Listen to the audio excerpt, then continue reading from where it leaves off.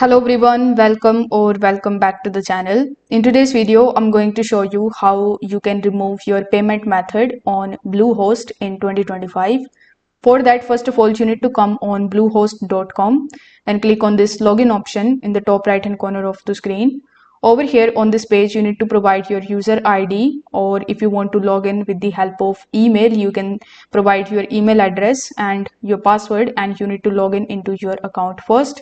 Now, once you have successfully logged in, your dashboard will look something like this, where you need to click on your profile icon in the top right hand corner, just like so, and select the option of My Payment Method.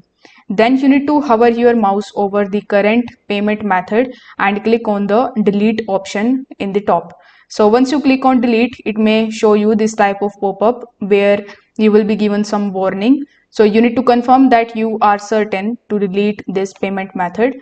After checking this box, you need to click on this delete option, and this way you will be able to remove your payment method on Bluehost. If this video helped you out, make sure that you like this video and subscribe to the channel. Thanks for watching.